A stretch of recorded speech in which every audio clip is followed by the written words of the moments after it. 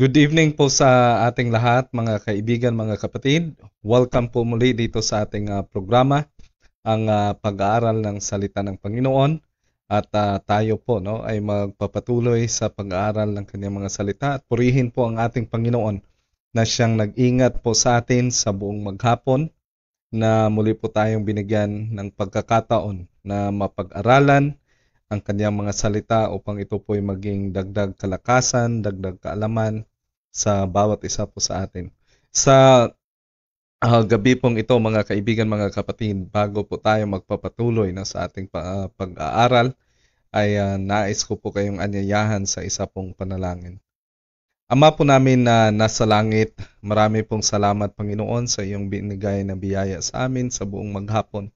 Iningatan niyo po kami at inilayo niyo po kami sa kahit anuman pong kapahamakan. Maraming salamat, Panginoon, sa iyong pagmamahal sa bawat isa sa amin, at sa gabing ito ay muli po kaming humihingi ng iyong tulong na habang kami po ay mag-aaral ng iyong mga salita, ay buksan niyo po ang aming puso't isipan na ito po ay maging magkaroon po kami ng dagdag kalakasan, at kami po ay mapagtibay sa katotohanan hanggang sa pagparito po ng iyong anak na si Jesus Christ. Tulungan niyo po kami, Panginoon, pagkat sa aming sarili wala po kaming magagawa. Ito pong lahat ay aming dinadalangin, pati na rin ang kapatawaran sa lahat ng aming kasalanan, sa matamis na pangalan ni Jesus na aming tagapagligtas. Amen. Muli, mga kaibigan, mga kapatid, welcome dito po sa ating programa, ang pag-aaral po ng salita ng Panginoon. At sa nakaraan po ay ating napag-aralan ang patungkol sa restoration of the gift of prophecy. At nakita po natin that God's church, yung church po ng Panginoon, ay meron pong tinatawag na gift of prophecy. In short po, mga kaibigan, mga kapatid, meron pong guidance, guidance of the Lord through His prophets. Kaya po sa gabi pong ito, mga kapatid, mga kaibigan, ay atin pong titingnan, nasa sa Revelation 14 pa po tayo, and we are looking at yung pag-transpire ng three angels' messages. At dito po, sa gabing ito ay atin pong pag-aaralan, the restoration of truth in the last days. So kung makikita nyo po, mga kaibigan, mga kapatid, dito po sa ating picture, meron po tayong three angels. And these three angels ay atin pong napag-usapan sa nakaraan po natin ng mga pag-aaral, mga kapatid, that these are the instruments of God, na kanya pong ginamit sa huling kapanahunan, dito po sa ating kapanahunan ngayon, mga kapatid, upang ipanawagan. This is the last call of mercy. Ito po yung last na panawagan po upang tayo po ay magkaroon ng habag mula po sa Panginoon, magkaroon po tayo ng pagkakataon na mailigtas bago po ang pagbuhos ng judgment ng Panginoon dito po sa sanlibutan. There will be a coming judgment, mga kapatid, and that is called the six or the seven plagues in Revelation 16, na kung saan yun po yung time na ititigil na po ng Panginoon yung kanya pong panawagan dito po sa sanlibutan. Ititigil niya na po. Ibig sabihin po, darating din sa sukdulan ang pag-reject ng sangkatauhan sa message. But before that, mga kapatid, there will be a restoration of truth in these last days. At particularly po, mga kapatid, this has happened, ito po ay nangyari, kagaya po ng prophecy in Daniel 8:14, that unto 2,300 days, then the sanctuary shall be cleansed. For several years po, mga kapatid, na inapakan po ang katotohanan na ang sanlibutan ay inilubog sa kadiliman. But at the end, or at the fulfillment of reckoning of 2,300 days in accordance to the prophecy of Daniel 8:14, na kung saan yung fulfillment niya po is in 1844. Makita po natin that the Lord will cleanse the temple, will restore the truth. He also restored the gift of prophecy upang ito po ay maging gabay sa bayan po ng Panginoon. Kaya titingnan po natin mga kaibigan, mga kapatid. So we have here the timeline mga kaibigan na kung saan makikita po natin yung unti-unti na pag-restore ng truth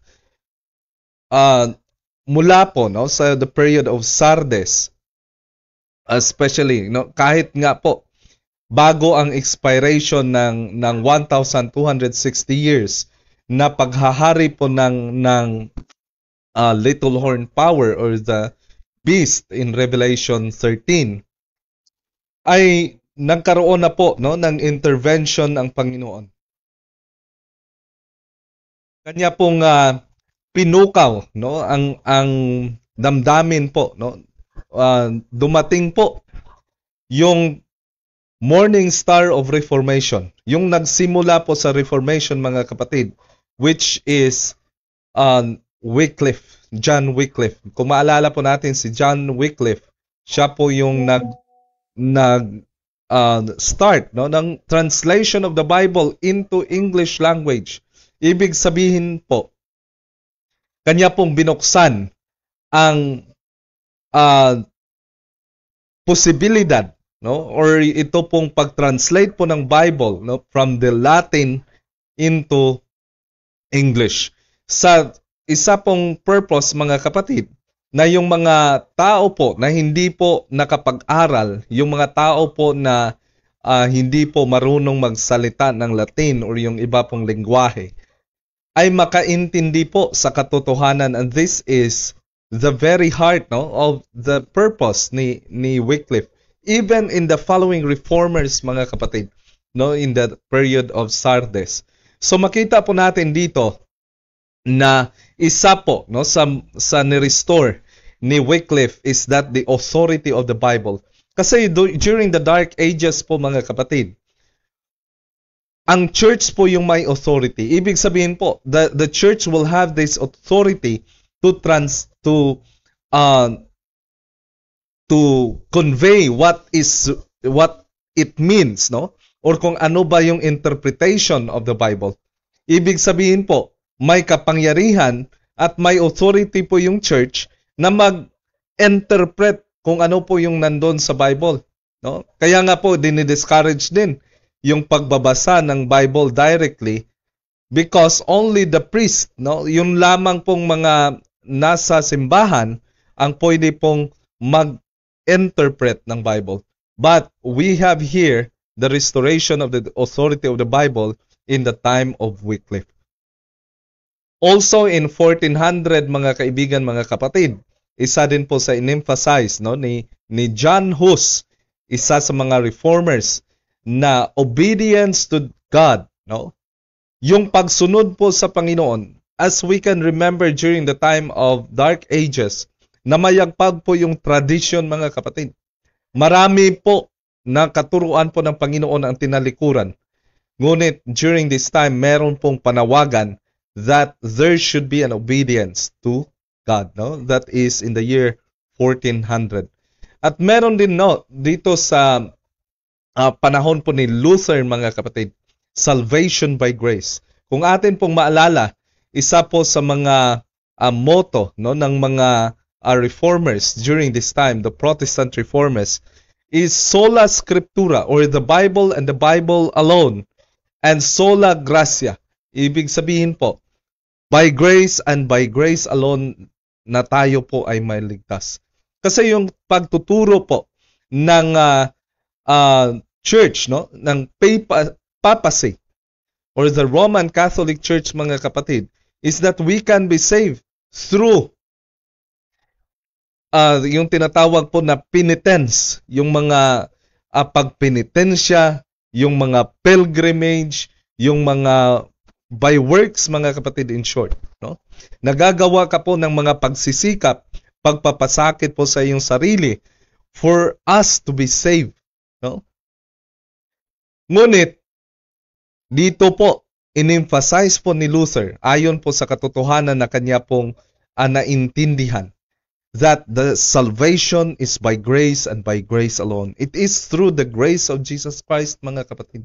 Not by works, but because of the grace of Jesus Christ. It would empower us, no? Empower us to do what is according to God's will. So ito po, mga kapatid, in 1555 din po ay tinawagan po, no, ni John Calvin the freedom of conscience. Ito din po yung kanyang isinulong, mga kapatid, that during the time of Dark Ages, yung mga hindi po sumusunod sa kalooban po ng Pope ay tinatawag po sila na hereses or heretics, no? Heretics po, mga kaibigan, mga kapatid, in short, ang ibig sabihin po nun is that one who decides for himself, yung nagdidesisyon po para sa kanyang sarili. But here, no, in 1555, tinawagan po ni John Calvin itong tinatawag po, no, na freedom of conscience. Na hayaan yung mga tao na sundin yung kanila pong konsyensya ayon po sa kanilang paniniwala. And we have also in 1650 that the baptism by immersion, no, na hindi lang po sprinkling, it is through immersion, mga kapatid, ay binalik din po ng Panginoon. And then in 1765, the Lordship of Jesus Christ, no, na ito po ay isinulong din ni John Wesley, mga kaibigan, mga kapatid. The Lordship, na wala pong ibang hari, wala pong ibang leader, no, sa bayan po ng Panginoon. It is the Lord, no? It is Lordship of Jesus Christ. In 1844, mga kaibigan, from 1833 to 1844, mga kaibigan, dito din po namayagpag ang restoration of the hope of the second coming of Jesus Christ, no? Na yung katotohanan po ng muling pagparito ng ating Panginoon na sa matagal na panahon ay hindi po napag-usapan, ay ibinalik po dito in 1844, no? And then in 1844, nung binalik na din po ng Panginoon yung gift of prophecy, the truth was restored, mga kaibigan, mga kapatid. Ngayon titingnan po natin, no, yung mga katotohanan na ibinalik po ng Panginoon dito po sa kanyang bayan in these last days. In Revelation 11 verse 19, sabi po dito, mga kaibigan, and the temple of God was opened in heaven, and there was seen in his temple the ark of his testament, and there were lightnings and voices and thunderings and an earthquake and great hail. No? Kung maalala po natin, mga kaibigan, mga kapatid, that here in Revelation 11:19, meron pong binuksan na bahagi po, no? Yung temple po ng Panginoon ay binuksan in this specific period of time. And then in the period of Philadelphia, no, sa period din po ng Philadelphia, ay meron din po tinatawag na open and shut door, mga kaibigan, mga kapatid. Na ibig sabihin po na meron pong pintuan na sinarhan at meron din pong pintuan na binuksan, mga kaibigan, mga kapatid, no? Mayroong binuksan at meron din pong sinarhan, mga kaibigan. At makikita po natin that Philadelphia, sa period din po ng Philadelphia, ay meron din po dito po natin makikita, mga kapatid,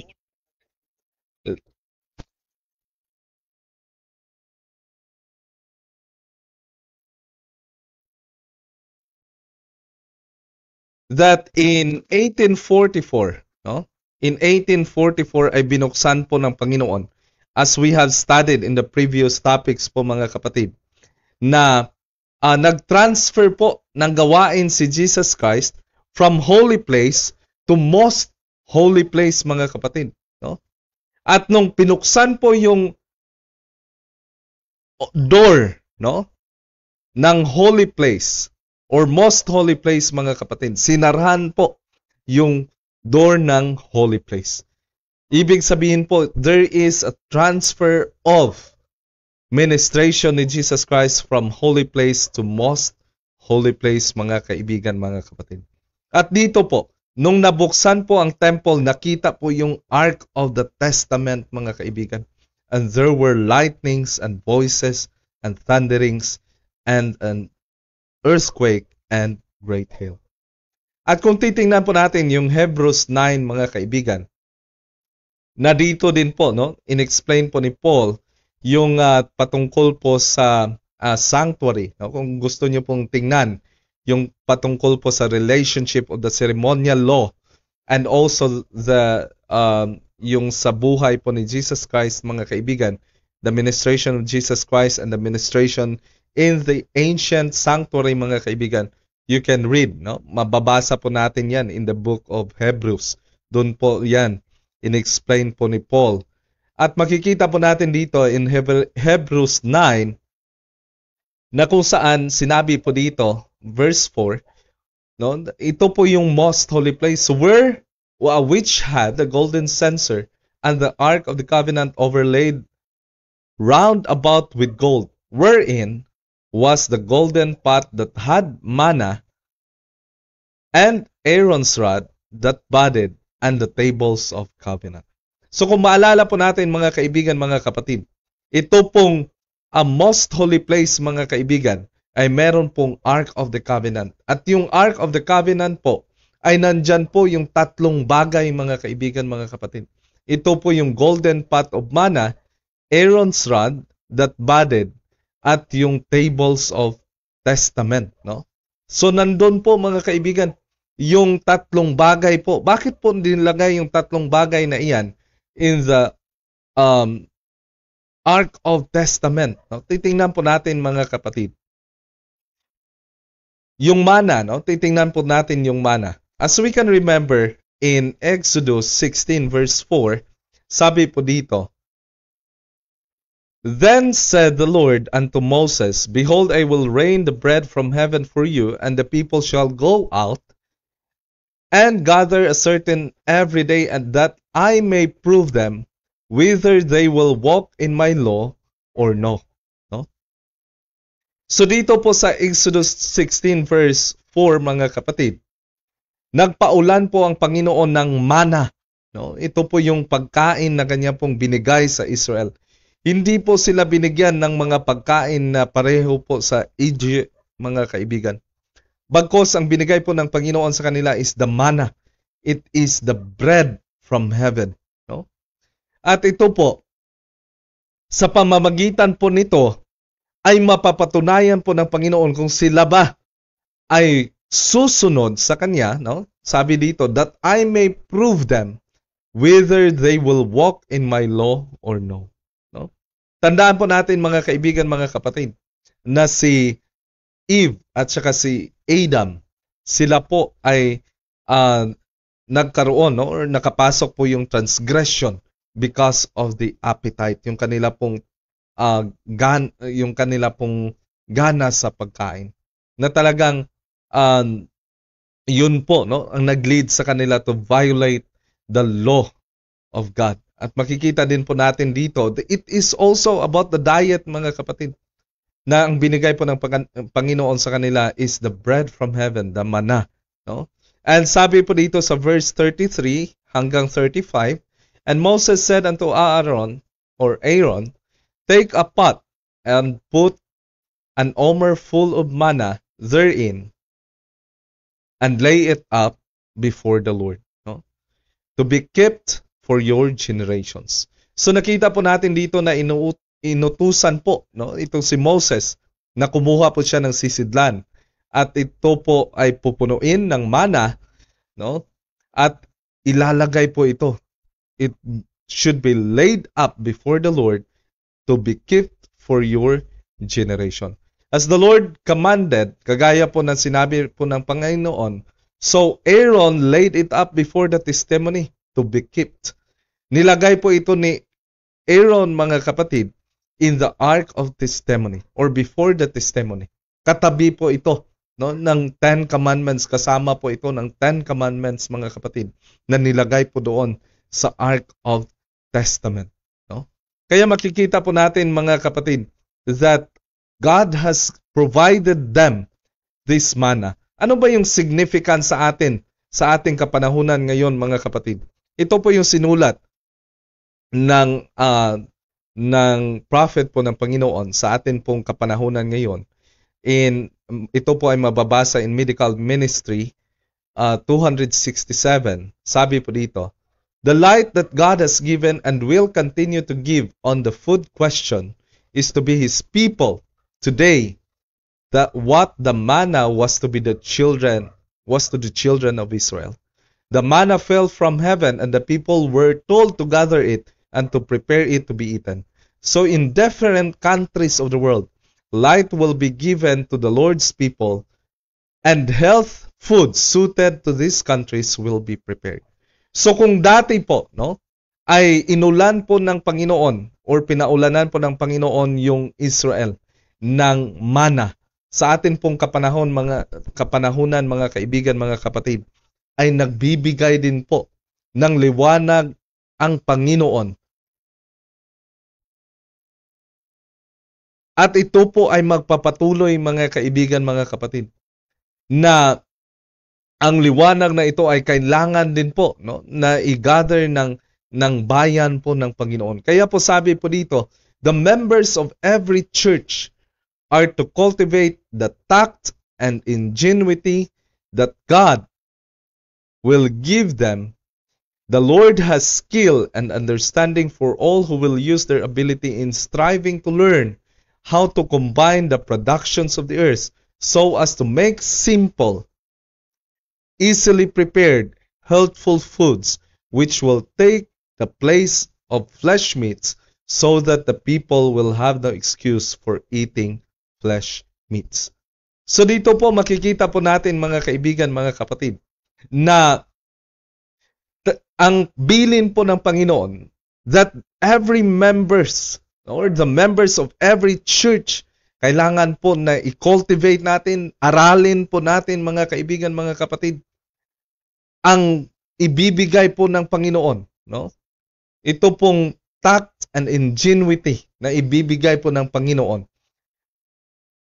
At ito pong skill and understanding, no, na gagamitin po natin upang malaman po natin, upang matutunan po natin paano ba i-combine, paano ba i-prepare yung tinatawag na productions of the earth upang maka-prepare po tayo ng mga simple, easily prepared na healthful foods na magiging kapalit po sa flesh meats, mga kaibigan, mga kapatid.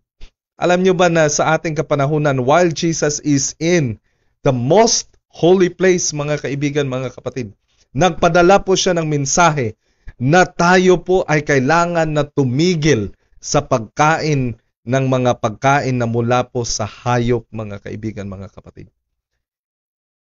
Ang original po na diet na binigay po ng Panginoon sa tao, mababasa po natin sa Genesis 1:29. Hindi po kasali yung flesh meats, mga kaibigan. Ang binigay po ng Panginoon is the fruits, no? Yung fruits po. And we will have a study of that later on, mga kapatid, patungkol po sa 7 history of food. Kaya sa atin pong kapanahunan ngayon, the message of the Lord, while He is in the most holy place, mga kapatid, since 1844, nandun po siya sa most holy place. Nandun po yung Ark of the Covenant. Nandun po yung pot of manna na nakalagay po sa Ark of the Covenant, mga kapatid, which also calls us to stop the use of flesh meat in our diet, mga kaibigan, mga kapatid. Marami po tayong mababasa na tayo po, no, ay sinasabihan po ng Panginoon na tumigil po tayo. And we cannot be a true representative of God pag tayo po ay patuloy na kumakain ng mga pagkain na mula po sa hayop, mga kaibigan, mga kapatid. No? So this is the message of the Lord in these last days, mga kaibigan. Isa po to sa katotohanan na ibinalik po ng Panginoon sa kanyang bayan. At nandun din po yung tinatawag na Aaron's Rod, mga kaibigan, mga kapatid, no? Yung Aaron's Rod na kung saan kung mababasa po natin dito sa history po, mga kapatid, in Numbers 16 and 17, makikita po natin, no, yung rebellion po ni Korah, Dathan, and Abiram na gusto po nilang agawin mula po sa kay Moses at kay Aaron yung priesthood at saka yung leadership, mga kaibigan. Ngunit God has wrought a miraculous event, no, na kung saan sila po ay pinagather nitong mga rod, no? Ito pong kanilang rod or yung kanila pong tungkod. Nilagyan po ito ng pangalan, mga kaibigan, mga kapatid. At sabi po ng Panginoon, kung kanino mang, ang sabi po dito, and it came to pass that on the morrow, no, yung magkaroon po ng bulaklak, magkaroon po ng dahon, or mabuhay po na rod, mga kapatid, yun po ang pinili po ng Panginoon. It is a miraculous event. Isang gabi po, yung tungkod po na patay, no, dry, hindi na po buhay, mga kaibigan, ay magkakaroon po ng dahon. No? At sabi po dito, according to the record in Numbers 17 verse 8, and it came to pass that on the morrow, Moses went into the tabernacle of witness, and behold, the rod of Aaron for the house of Levi was budded, and brought forth buds and blossoms, and yielded almonds. Namunga pa po in just one night, mga kaibigan. Isa lang po na gabi, no? Na namunga po. Nagkaroon po ng dahon, nagkaroon po ng bulaklak, at namunga po, mga kaibigan. And this put an end to the question of leadership, no? Na hindi po kailangan pagtatalunan, mga kaibigan. Hindi po kailangan na pag-aagawan yung leadership, because it is the Lord that will choose His leaders. No? Kaya sabi po dito, and Moses brought out all the rods from the Lord to the children of Israel, and they looked and took every man his rod. At ang tangi lang pong kay Aaron, mga kapatid, ang na-preserve, no? Or nagkaroon po ng bulaklak, ng dahon, at namunga po ito ng almond. Kaya po sabi po dito, mga kapatid, in the Bible Commentary, Volume 1, page 1115, sabi po dito, the rod preserved as a reminder. No? So sabi po dito, all remarkable changes in the rod occurred in one night to convince that God positively distinguished between Aaron and the rest of the children of Israel. No? So, makikita po natin dito, mga kapatid, na naintindihan po nila ni Korah, Dathan, and Abiram that what they have done is a rebellion against the Lord, mga kaibigan. No? Kaya po sa atin pong kapanahunan, meron din pong bilin yung Panginoon, instruction ang Panginoon sa kanyang bayan.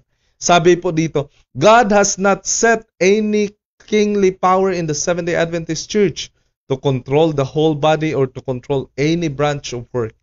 He has provided that the burden of leadership shall rest upon few men. Responsibilities are distributed among the large number of competent men. Ibig sabihin po, sa bayan po ng Panginoon, mga kaibigan, mga kapatid, wala pong nilagay ang Panginoon na kingly power.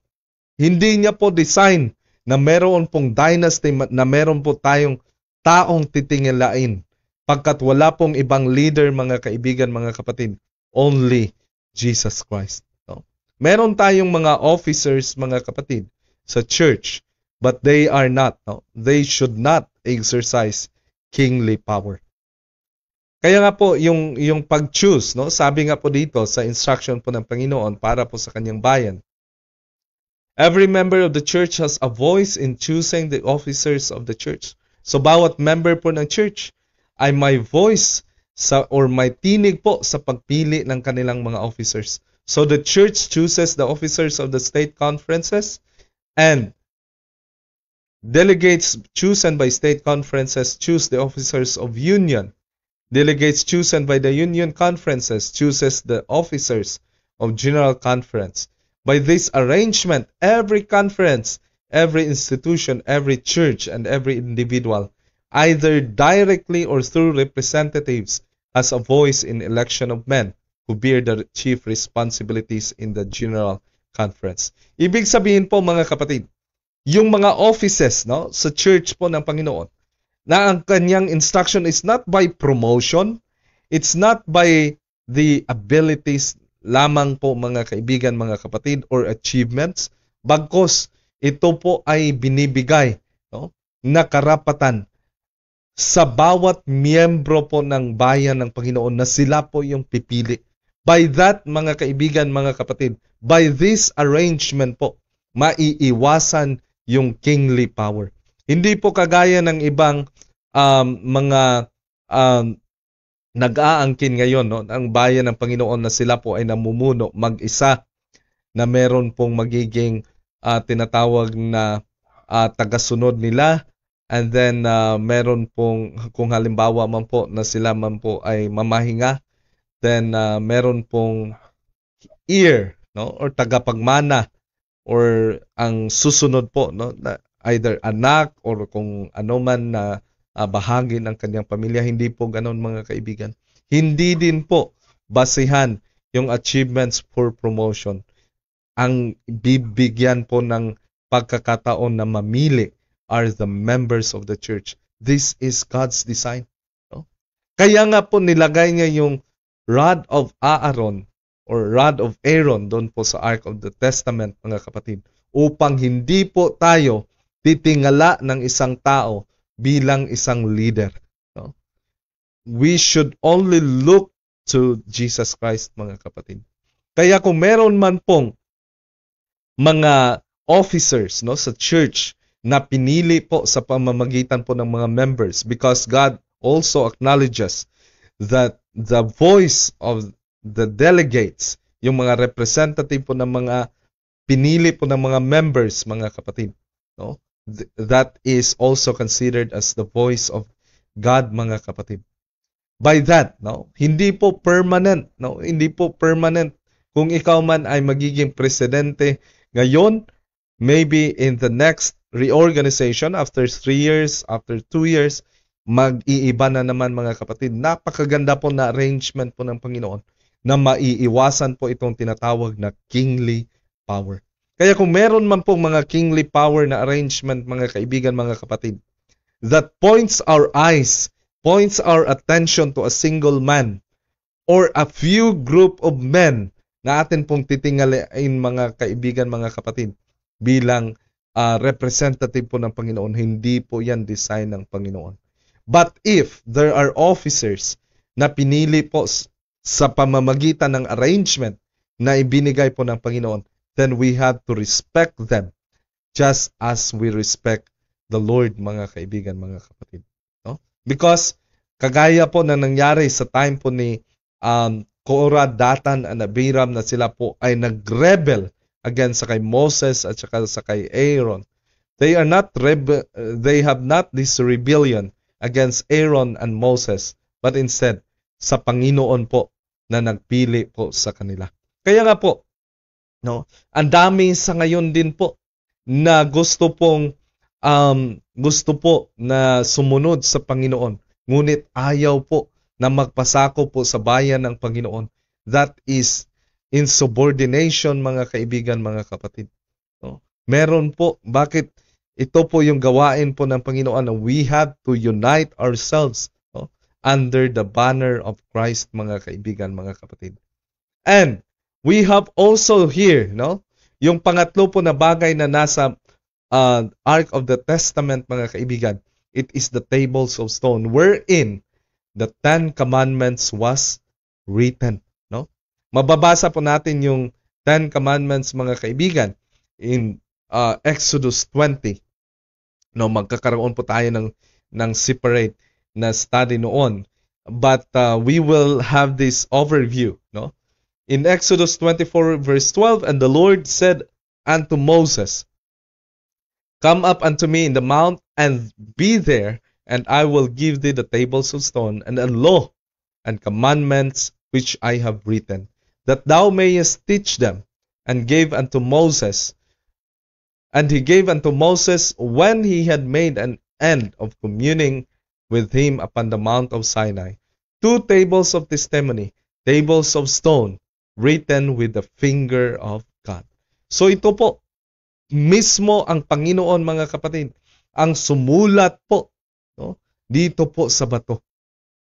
Mismo po yung kamay ng Panginoon ang sumulat ito na nagbibigay po ng instruction kung ano bang dapat gawin ng bayan po ng Panginoon. So dito po makikita natin that the prophet of God was also, or the messenger of God, was also given this vision, mga kaibigan, mga kapatid. In 1847, sabi po dito, the Lord gave me the following view in 1847 while the brethren were assembled on the Sabbath in Top Sham, Maine. We felt an unusual spirit of prayer, and as we prayed, the Holy Ghost fell upon us, and we were very happy. Soon I was lost to earthly things and was wrapped in a vision of God's glory. I saw an angel flying swiftly to me. He quickly carried me from the earth to the holy city, and in the city I saw a temple which I entered. Pinakita din po sa kanya yung temple. The same vision in Revelation 11, mga kaibigan, mga kapatid. I passed through the door before I came to the first veil. The veil was raised, and I passed to the holy place. Here I saw the altar of incense, the candlestick with 7 lamps, and the table on which the shewbread. After viewing the glory of holy, Jesus raised the second veil, and I passed through the Holy of Holies. Nakapasok din po, no? Si Ellen White doon sa most holy place, mga kapatid. At sabi po dito, in the holy place, holiest, I saw an ark. The same vision, mga kapatid, in Revelation 11. Alam niyo po, ito po yung isang napakagandang patunay, no, ng prophets po ng Panginoon, na kahit napakalayo po ng agwat ng kanila pong existence, mga kaibigan, yet they have spake in harmony. No? Pare-pareho po yung kanilang sinasabi, mga kapatid. And it centers on the work of Jesus Christ. Nakasentro po yung lahat sa gawain po ni Jesus Christ. At sabi po dito, in the holiest I saw an ark, and on the top of the sides it was purest gold. No? And makikita po natin dito, in the ark was the golden pot of manna, Aaron's rod that budded, and the table of stone which folded together like a book. And Jesus opened them, and I saw the 10 commandments written on them with the finger of God. So pinakita po ng Panginoon, no, sa kanya yung most holy place at yung Ark of the Covenant, mga kaibigan. At sabi po dito, on the table were 4. No? On one table, kasi dalawang table po yon, yung sa isang table po, 4 po na commandments ang nakalagay. Habang doon sa isa po ay 6 po na commandments. So the 4 of the first table shone brighter than the other 6. No? Yung 4 po sa kabila ay mas maliwanag po kumpara po doon sa 6. But the 4th, no, yung pang-4 po na utos po ng Panginoon, mga kaibigan, the Sabbath commandment, shone above them all, for the Sabbath was set apart to be kept in honor of God's holy name. The holy Sabbath looked glorious, and a halo of glory was all around it. I saw that the Sabbath commandment was not nailed on the cross. If it was, the other 9 commandments were, and we are at liberty to break them all, as well as to break the 4th. I saw that God had not changed the Sabbath, for He never changes. But the Pope had changed it from 7th to the first day of the week, for he was to change times and laws. So dito po natin makikita, mga kaibigan, mga kapatid, na nung pinakita po ng Panginoon ito pong vision sa kay Ellen White, no? Nandun po yung 10 commandments. At ang pinakita po, at binigyan po ng emphasis is about the Sabbath. Bakit po? Ito pong Sabbath, mga kaibigan, mga kapatid, is a holy day of the Lord. At sabi po, no, marami pong scripture or verses po sa Bible, mga kaibigan, na mababasa po natin that this Sabbath is a sign between God and His people. Marami pong nagtuturo ngayon, mga kaibigan, mga kapatid, na ito po, no, wala na po itong utos kasi napako na po sa krus si Jesus Christ. Hindi na po mahalaga itong utos ngayon. Kung wala na po itong Sabbath, mga kaibigan, hindi na po mahalaga itong Sabbath. Ibig sabihin po, the rest of the commandments is not also essential. Wala na din po yun. No? So, ibig sabihin, kung wala na yun, we are at liberty. Pwede na pala tayong pumatay. Pwede na pala tayong hindi rumispeto sa ating mga magulang. Pwede na pala tayo na magsalita ng mga bagay na hindi po totoo. Or pwede na tayong mga lunya or ano pang mga bagay na paglabag sa kautusan ng Panginoon. Pwede ba yon sa atin ngayon, mga kaibigan, mga kapatid? No? Kung hindi po, ibig sabihin the fourth commandment is also binding. At nakakalungkot po, mga kaibigan, mga kapatid, na mas marami po sa ngayon ang sumusunod sa utos ng papacy or the beast na magsamba sa first day kaysa seventh day, mga kaibigan. Nakakalungkot. No? Kaya sabi po dito ng Panginoon in Exodus 31 verse 13, "Ye shall keep the Sabbath therefore, for it is holy unto you. Everyone that defileth it shall surely be put to death. For whosoever doeth any work therein, that soul shall be cut off from among his people." Ganito po kahalaga ang Sabbath. No? Ang rest, the seventh day, yung Sabado po, mga kaibigan.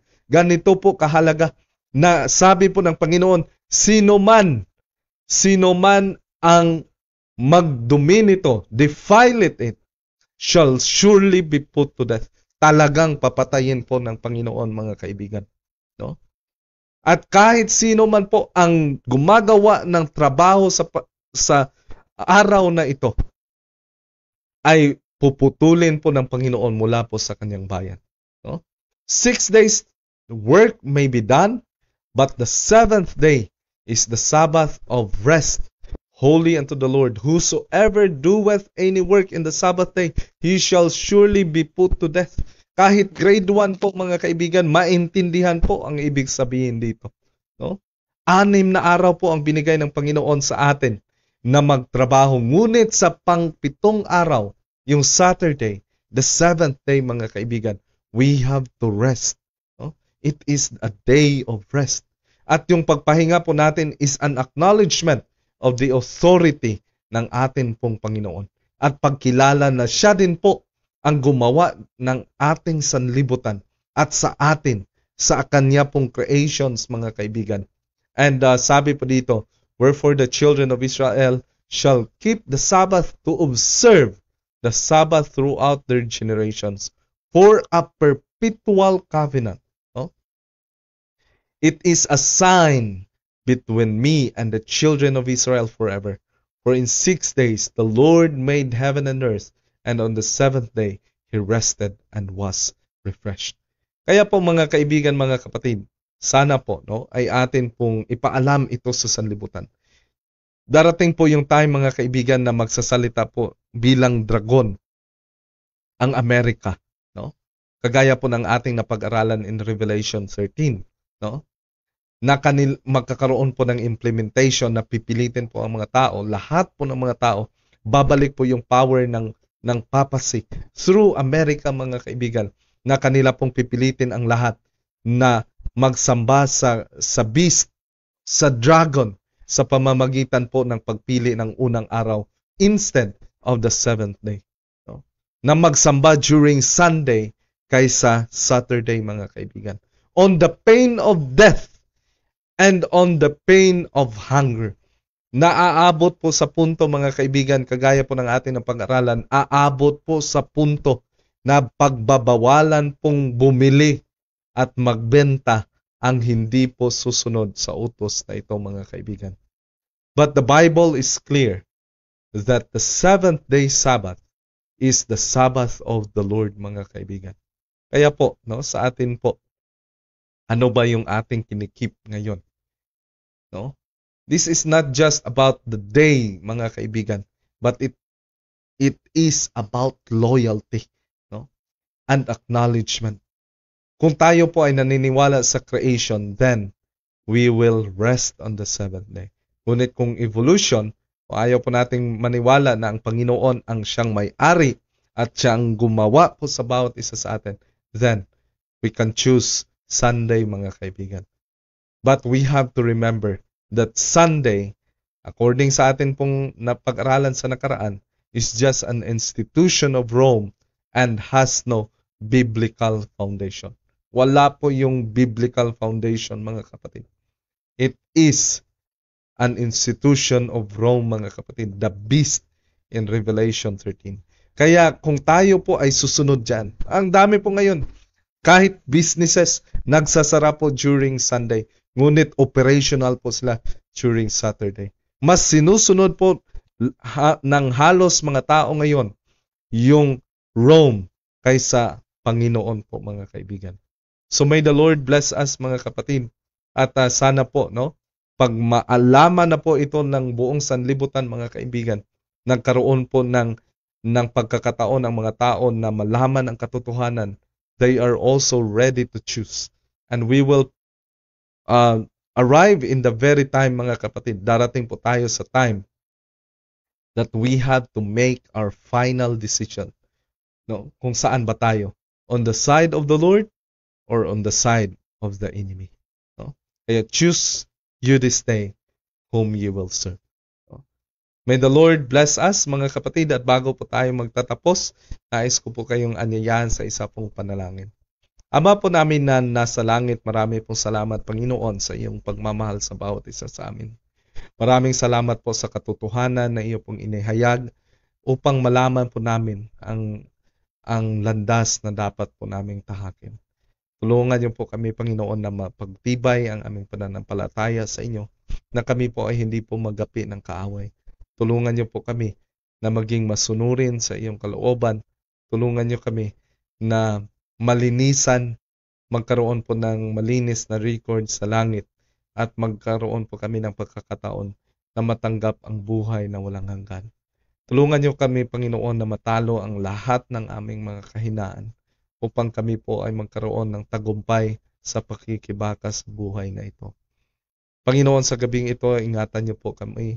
Ilayo niyo po kami sa kahit anumang kapahamakan. Ganon din po sa mga nakakaranas ng mga sakit at mga pagsubok. Panginoon, kayo po ang magbigay lakas, pag-asa upang masumpungan po nila ang iyong habag at iyong pagmamahal sa bawat isa sa amin. Ito pong lahat, Panginoon, ay amin pong dinadalangin. Inaasahan po namin matatanggap sa matamis na pangalan ni Jesus, aming tagapagligtas. Amen. Maraming salamat, mga kaibigan, mga kapatid, sa inyong pong pagsama sa ating mga pag-aaral sa gabing ito, at nais ko pong batiin, no, ang atin pong mga viewers sa gabing ito at sa lahat po ng mga nagbigay po ng kanilang mga reactions, no. Nais ko pong batiin si aking mahal na ina, si Julie Wanse, at ganun din po kay Sister Marcel B. Ansing, at kay Granny, no, Eunice Rodica. Good evening po sa iyo, Gran. At ganoon din po, no, sa ating mga sa iba pang viewers, no, sa aking mahal na asawa Gladys Joy Wanse, kay Ninang Rosabilia Indomingo, Brother Juvim Sakal, John Clark Instando, Brother Chris Umali, kay Linlin Gaitan Tamon, ganoon din po kay Sister Chirel Grande, sa akin pong kapatid Jericho Wanse. Ganon din po kay Zara Ibalubor, Bartolome Garcia, Brother Soliano Felipe, at ganon din po kay Sister Chit de la Paz. May the Lord bless us mga kaibigan, mga kapatid, and kita-kita po tayo sa susunod po ng pagkakataon kung luluubin po ng Panginoon. And may God bless us all and may God keep us safe sa gabing ito. Once again, good evening po sa ating lahat. Amen.